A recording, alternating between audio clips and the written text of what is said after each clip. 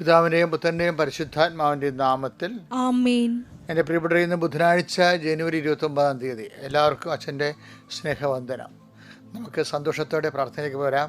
അമ്മേ പരിശുദ്ധമ്മേ, അമ്മേ പരിശുദ്ധമേ, ദൈവമാതാവേ, അന്ന് അങ്ങ് കൃപാസനത്തിൽ പ്രത്യക്ഷപ്പെട്ട് വരാൻ പോകുന്ന മഹാദുരന്തത്തിൽ നിന്ന് രക്ഷപ്പെടാനും എല്ലാവർക്കും വേണ്ടി പ്രാർത്ഥിക്കുവാനും ആവശ്യപ്പെട്ടിട്ട് 20 വർഷം കഴിഞ്ഞ ഈ വേളയിൽ കൃപാസനത്തിലൂടെ ഞങ്ങൾക്കും ഈ ദേശത്തിനും അങ്ങ് മധ്യസ്ഥം തേടി തന്ന എല്ലാ അനുഗ്രഹങ്ങൾക്കും കൃപകൾക്കും ഞങ്ങളിപ്പോൾ ഹൃദയം നിറഞ്ഞ നന്ദി പറയുന്നു.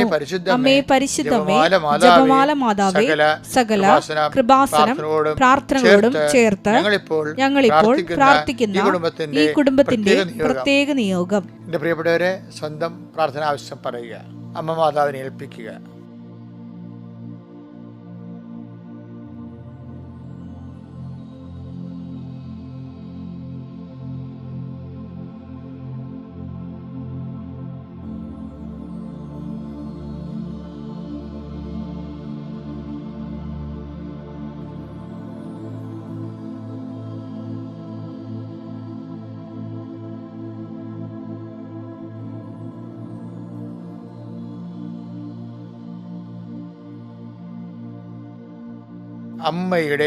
അമ്മയുടെ പ്രത്യക്ഷീകരണത്തിന്റെ ഈ ദ്വാദശക വേളയിൽ ഞങ്ങൾക്ക് സാധിച്ചു തരുവാൻ കനിയണമേ.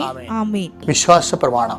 സർവശക്തനായ പിതാവും ആകാശത്തിന്റെയും ഭൂമിയുടെയും സൃഷ്ടാവുമായ ദൈവത്തിൽ ഞാൻ വിശ്വസിക്കുന്നു. അവിടുത്തെ ഏകപുത്രനും ഞങ്ങളുടെ കർത്താവുമായ ഈശോമിശിഹായിലും ഞാൻ വിശ്വസിക്കുന്നു. ഈ പുത്രൻ പരിശുദ്ധാത്മാവിനാൽ ഗർഭസ്ഥനായി കന്യകാമറിയത്തിൽ നിന്ന് പിറന്ന് പൊന്തിയോസ് പീലാത്തോസിന്റെ കാലത്ത് പീഡകൾ സഹിച്ച് കുരിശിൽ തറയ്ക്കപ്പെട്ട് മരിച്ച് അടക്കപ്പെട്ട് പാതാളങ്ങളിൽ ഇറങ്ങി മരിച്ചവരുടെ ഇടയിൽ നിന്ന് 3-ാം നാൾ ഉയർത്ത് സ്വർഗത്തിലേക്ക് എഴുന്നള്ളി സർവശക്തിയുള്ള പിതാവായ ദൈവത്തിന്റെ വലതുഭാഗത്തിരിക്കുന്നു. അവിടെ നിന്ന് ജീവിക്കുന്നവരെയും മരിച്ചവരെയും വിധിക്കുവാൻ വരുമെന്നും ഞാൻ വിശ്വസിക്കുന്നു. പരിശുദ്ധാത്മാവിലും ഞാൻ വിശ്വസിക്കുന്നു. വിശുദ്ധ കത്തോലിക്കാ സഭയിലും പുണ്യവാന്മാരുടെ ഐക്യത്തിലും പാപങ്ങളുടെ മോചനത്തിലും ശരീരത്തിന്റെ ഉയർപ്പിലും നിത്യമായ ജീവിതത്തിലും ഞാൻ വിശ്വസിക്കുന്നു. ആമേൻ. സ്വർഗ്ഗസ്ഥനായ ഞങ്ങളുടെ പിതാവേ, അങ്ങയുടെ നാമം പൂജിതമാകണമേ. അങ്ങയുടെ രാജ്യം വരണമേ. അങ്ങയുടെ തിരുമനസ് സ്വർഗത്തിലെ പോലെ ഭൂമിയിലും ആകണമേ. അന്നു വേണ്ടുന്ന ആഹാരം ഇന്ന് ഞങ്ങൾക്ക് തരണമേ. ഞങ്ങളോട് തെറ്റ് ചെയ്യുന്നവരോട് ഞങ്ങൾ ക്ഷമിക്കുന്നത് പോലെ ഞങ്ങളുടെ തെറ്റുകൾ ഞങ്ങളോടും ക്ഷമിക്കണമേ. ഞങ്ങളെ പ്രലോഭനത്തിൽ ഉൾപ്പെടുത്തരുതേ, തിന്മയിൽ ഞങ്ങൾ രക്ഷിക്കണമേ. ആമേൻ. നന്മ നിറഞ്ഞ മറിയമേ, സ്വസ്തി. കർത്താവ് അങ്ങയുടെ കൂടെ സ്ത്രീകളിൽ അങ്ങ് അനുഗ്രഹിക്കപ്പെട്ടവളാകുന്നു. അങ്ങയുടെ ഉദരത്തിൻ ഫലമായി ഈശോ അനുഗ്രഹിക്കപ്പെട്ടവനാകുന്നു. പരിശുദ്ധ മറിയമേ, തമ്പുരാന്റെ അമ്മേ, പാപികളായ ഞങ്ങൾക്ക് വേണ്ടി ഇപ്പോഴും ഞങ്ങളുടെ മരണസമയത്തും തമ്പുരാനോട് അപേക്ഷിക്കണമേ. ആമേൻ. അനുദിന അനുഗ്രഹ പ്രാർത്ഥന. കർത്താവേ, നിന്റെ ഉന്നതമായ നാമത്തിന് സ്വസ്ഥം ചെയ്യുന്നു. കർത്താവേ, നിന്റെ വിശുദ്ധ പൗരോഹിത്യത്തെ മഹത്വപ്പെടുത്തണമേ. കർത്താവേ, സഭയിലുള്ള സാന്നിധ്യം പ്രകടമാക്കണമേ. അമ്മേ പരിശുദ്ധമ്മേ, ദേവമാതാവേ, ഈ അനുദിന അനുഗ്രഹ പ്രാർത്ഥനയിൽ പങ്കെടുക്കുന്ന എല്ലാ മക്കളെയും അങ്ങേക്ക് സമർപ്പിച്ച് പ്രാർത്ഥിക്കുന്നു. ദൈവത്തിൻ്റെ വലിയ കൃപ മക്കളിലേക്ക് ആവശ്യിക്കട്ടെ. പരിശുദ്ധമ്മ ദേവമാതാവിൻ്റെ മധ്യസ്ഥത്തിൽ പ്രാർത്ഥിക്കുന്നു. കൃപാസ്ഥാനത്താറെ ജീവനോടെ പ്രത്യക്ഷപ്പെട്ട പരിശുദ്ധ അമ്മയുടെ മാധ്യസ്ഥ പ്രാർത്ഥിക്കുന്നു. നാളിതുവരെ അമ്മ ആയിരക്കണക്കിന് മക്കൾക്ക് നൽകിയ അനുഗ്രഹത്തിൻ്റെ അടിസ്ഥാനത്തിൽ പ്രാർത്ഥിക്കുന്നു.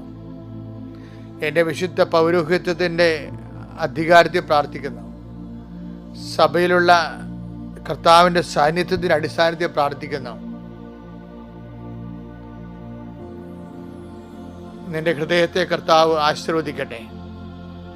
നീ ഏത് ഭവനത്തിൽ പ്രവേശിച്ചാലും ആ ഭവനത്തിന് സമാധാനം ആശംസിക്കുന്ന അരുളിച്ചത് കർത്താവിൻ്റെ വാക്കിൻ്റെ അധികാരത്തിൽ സമാധാനം ആശംസിക്കുന്നു. ഈ സമാധാനം നിന്റെ ജീവിതത്തിൻ്റെ വ്യത്യസ്ത മണ്ഡലങ്ങളിൽ നീ അനുഭവിക്കട്ടെ. കർത്താവെ, രോഗബാധിതർക്ക് വേണ്ടി പ്രാർത്ഥിക്കുന്നു. ശയ്യാവലംബികർക്ക് വേണ്ടി പ്രാർത്ഥിക്കുന്നു. കണ്ണിന് കാഴ്ചക്കുറവുള്ളവരും ചെവിക്ക് കേൾവിക്കുള്ളവരും മൂക്കിൽ എപ്പോഴും ദിശ വളരുന്നവരും അടിനോടിന് അസുഖമുള്ളവരെ സമർപ്പിച്ചുകൊണ്ട് പ്രാർത്ഥിക്കുന്നു. എൻ്റെ കർത്താവിൻ്റെ ഉന്നതമായ നാമത്തിൽ സഭയുടെ അധികാരത്തിൽ കുരിശിൻ്റെ അടയാളത്തിൽ ഭാരങ്ങൾ ഭീതികൾ ഡിപ്രഷൻ പോലുണ്ടാകുന്ന മനസ്സിൻ്റെ അവസാദ രോഗങ്ങൾ യേശു ക്രിസ്തു നാമത്തിൽ മഞ്ഞുനീര് പോലെ ഒഴുകി മാറട്ടെ എന്ന് പ്രാർത്ഥിക്കുന്നു. കർത്താവേ, ജോലി ഇല്ലാത്തവരുണ്ട്, ജോലി തട്ടിയിട്ട് കിട്ടാത്തവരുണ്ട്, ഉള്ള ജോലി തന്നെ ചെയ്തിട്ട് ആവശ്യമായ ശമ്പളം കിട്ടാത്തവരുണ്ട്, മാസങ്ങളായി ശമ്പളം കിട്ടാത്തവരുണ്ട്. അതൊക്കെയാണ് കർത്താവ് ഞങ്ങളുടെ യഥാർത്ഥ പ്രശ്നങ്ങൾ. അതുകൊണ്ട് കടയിൽ കടങ്ങൾ കൂടുന്നു, കുഞ്ഞുങ്ങളുടെ കാര്യങ്ങൾ തിരക്കാൻ പറ്റണില്ല, കുടുംബം മെയിൻ്റെനൻസ് ചെയ്യാൻ പറ്റണില്ല. വല്ലാത്തൊരു നാരകീയാവസ്ഥയ്ക്ക് ഒരു കുടുംബത്തിൽ ആരും വന്ന് കയറല്ലേ എന്ന് പ്രാർത്ഥിക്കുന്നു. അനേകം മക്കളുണ്ട്. സ്വർണത്തിന് വില കൂടുന്ന കാരണം പല കല്യാണത്തിന് ആവശ്യമായ സമ്പത്ത് കിട്ടാത്തവരുണ്ട്. പലതരത്തിലുള്ള വിവാഹങ്ങൾ ആലോചിച്ചത് ഉറച്ചിട്ടും അത് നടത്താൻ പറ്റാതിരിക്കുന്ന ആൾക്കാരുണ്ട്. മക്കളെ ഗർഭം ധരിച്ചിട്ടും പ്രസവിക്കാൻ പറ്റാതെ ഡേറ്റ് കിട്ടാതെ ഇരിക്കുന്നവരുണ്ട്. അതിന് പേര് പ്രസവം നീണ്ടു പോകുന്നവരുണ്ട്.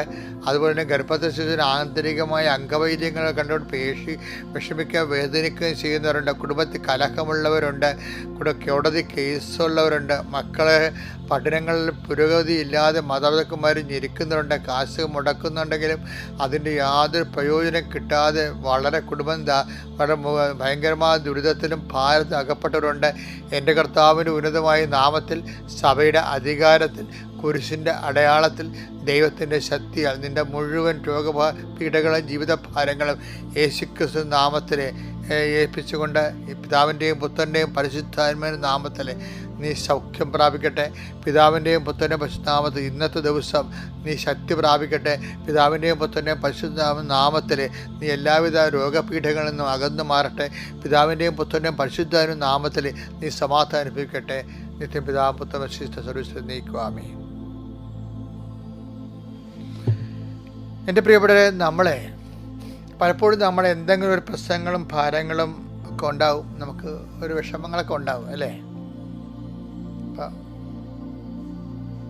രോഗത്തെക്കുറിച്ചൊരു അറിവുണ്ടാകുമ്പോൾ നമുക്കൊരു ഭീതിയും പ്രയാസമൊക്കെ ഉണ്ടാവും, ഒരു വിഷമമൊക്കെ ഉണ്ടാവും. ജപ്തി വരാൻ പോണെന്ന് കേൾക്കുമ്പോൾ ഒരു പ്രയാസവും വിഷമവും, എങ്ങനെ ജീവിക്കും, എവിടെ പോവും, ആര് സഹായിക്കും എന്നുള്ള ഭീതിയൊക്കെ ഉണ്ടാകും. പിന്നെ അങ്ങനെ ഓരോരോ വിഷയത്തിനും ആ പ്രശ്നങ്ങൾക്ക് നമ്മുടെ അതിജീവനത്തിനെ അഭിമുഖീകരിക്കുന്ന ഓരോ ജീവിത പ്രതിസന്ധിയില്ലേ, അപ്പോൾ നമുക്കൊരു പ്രയാസം ഉണ്ടാവും. പക്ഷേ കർത്താവിൻ്റെ ഒരു നിലപാട് എന്താണെന്ന് അറിയാമോ? എന്തെങ്കിലും ഒരു പ്രയാസം ഉണ്ടായാൽ നീ ആ പ്രയാസത്തെ ഓർത്ത് പ്രയാസപ്പെടേണ്ട. കാര്യം നിന്നെക്കൊണ്ട് അത് അതിജീവിക്കാൻ കഴിയുമെന്ന് ദൈവം കരുതുന്നു. അത് വലിയ പോസിറ്റീവ് പോയിൻ്റാണ്. നിനക്ക് ഒരു പ്രയാസമോ ഒരു പ്രലോഭനം ഉണ്ടായാൽ അതിൻ്റെ അർത്ഥം നീ അടിപ്പെട്ടു പോകുന്നതല്ല. അതിനെ അതിജീവിക്കാനുള്ള ദൈവിക ശക്തി നീ ഇതിലൂടെ ആർജിക്കുമെന്ന് ദൈവം പ്രത്യാശിക്കുന്നു. അത് വലിയ അപ്പം നമ്മൾ അത്രയും വളർന്നു എന്നർത്ഥം. ഇപ്പോൾ ഒരു നിന്നമായിട്ട് എതിർക്കാമെന്ന പ്രതിയോഗിയെ നീ മലത്തി അടിക്കുമ്പോൾ നമുക്ക് എന്താ തോന്നുന്നത്? ഇത്രയും എനിക്ക് പവർ ആയെന്നാണ് ഓർക്കണത്. അതായത് ഒരു പ്രതിയോഗി ഇപ്പം ഗോലിയാത്തിനെ ദാവീദിൻ്റെ എതിരെ കൊണ്ടുവരുമ്പോൾ ദൈവം എന്താ പറയണത്? ഗോലിയാത്തിനെ മലത്തി അടിക്കാൻ പറ്റിയ പവറിലേക്ക് ദാവീദ് വരാൻ പോകുന്നു. ഗോലിയാത്ത് ദാവീദിൻ്റെ ശക്തിയുടെ സാധ്യതയാണ്. അതുകൊണ്ട് തന്നെ ഒരു പ്രശ്നം ഉണ്ടാകുമ്പോൾ ഞാൻ ഇത്രയും വളർന്ന് എന്ന് എൻ്റെ ദൈവം കരുതുന്നില്ല എന്ന് പറയുമ്പോൾ സന്തോഷം തോന്നണം. അതിന് പറ്റുന്നൊരു വചനമാണ് 1 കൊരിന്ത്യർ 10:13. മനുഷ്യ സാധാരണമല്ലാത്ത ഒരു പ്രലോഭനവും നിങ്ങൾക്ക് നേരിട്ടിട്ടില്ല. ദൈവം വിശ്വസ്തനാണ്. നിങ്ങളുടെ ശക്തിക്ക് അതീതമായ പ്രലോഭനങ്ങൾ ഉണ്ടാകാൻ അവിടുന്ന് അനുവദിക്കുകയില്ല. ഇതാണ് ഞാൻ പറഞ്ഞത്, അവിടുന്ന് അനുവദിക്കുകയില്ല. പ്രലോഭനങ്ങൾ ഉണ്ടാകുമ്പോൾ അവയെ അതിജീവിക്കാൻ വേണ്ട ശക്തി അവിടുന്ന് നിങ്ങൾക്ക് നൽകും. അതാണ് ദാവീദ് പറഞ്ഞത്. ഗോലിയാത്ത് എന്താ പറഞ്ഞത്? നീ എന്താണ് പട്ടിയെ തല്ലാൻ പോകുന്ന പോലെ ഒരു വടിയുമായിട്ടാണ് വരണത്. അപ്പം അത് ദാവീദ് തിരിച്ചടിക്കണത് എന്താണ്? നീ നിന്റെ കുന്തങ്ങളിലും അതുപോലെ തന്നെ പരിചകളിലും ആശ്രയിക്കണത്. ഞാൻ എൻ്റെ ദൈവമായ കർത്താവിലാണ് ആശ്രയിക്കണമെന്ന് പറയും. അപ്പോൾ ഗോലിയാത്തിനെ മുമ്പിൽ വരുമ്പോൾ ദാവീദിന് അവനെ നേരിടാനുള്ള ശക്തിയും ദൈവം കൊടുക്കുകയാണ്. അപ്പോൾ ഒരു പ്രശ്നമോ പ്രലോഭനമോ സാമ്പത്തികമായ ശാരീരികമായ ഒക്കെ വരുമ്പോൾ ഓർക്കണം, ഇതിനെ അതിജീവിക്കാനുള്ള ശക്തി കർത്താവ് എനിക്ക് തരാൻ വേണ്ടിയാണ് ഇപ്പോൾ ഇത് വന്നിരിക്കണത്. അപ്പോൾ മനസ്സിലായില്ലേ? അപ്പം അത് വന്നത് നന്നായി, ഭാരം വന്നത് നന്നായി, രോഗം വന്നത് നന്നായി. അതിനെ അതിജീവിക്കാനുള്ള ശക്തി തരാൻ വേണ്ടി അതിനെ ആദ്യം വരുത്തിയതാണ്. അപ്പോൾ ഇപ്പോൾ പേപ്പട്ടി കടിക്കുമ്പോഴെന്താ ചെയ്യണത്? പേപ്പട്ടിയുടെ തന്നെ ജെയിംസ് എടുത്തിട്ടാണ് കുത്തുവെക്കണത്. പക്ഷേ നേരത്തെ ഉണ്ടായിരുന്ന പേപ്പട്ടിയുടെ ജെയിംസിന് ഈ കുത്തുവെച്ചിരിക്കുന്ന പ്രതിരോധ ജെയിംസ് അതിനെ കീഴടക്കി കളയും. അപ്പോൾ കൃപയുടെ പ്രതിരോധ ശക്തി വർദ്ധിപ്പിക്കാൻ വേണ്ടിയാണ് പ്രലോഭനങ്ങൾ ഉള്ളത്. എന്തൊരു മനോഹരമായ ദൈവാനുഭവമാണ് സുവിശേഷം കാഴ്ചവെക്കുന്നത്.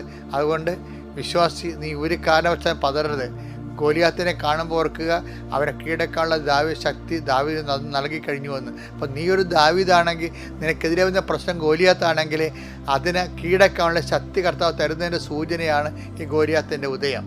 അപ്പോൾ പ്രശ്നങ്ങളിൽ പ്രതിരോധിക്കാനുള്ള ശക്തി ആർജിക്കാൻ പോകുന്നു എന്നുള്ള സുബോധർക്കമായ സുവിശേഷമാണ് ഇന്നത്തെ കൈമാറ്റം.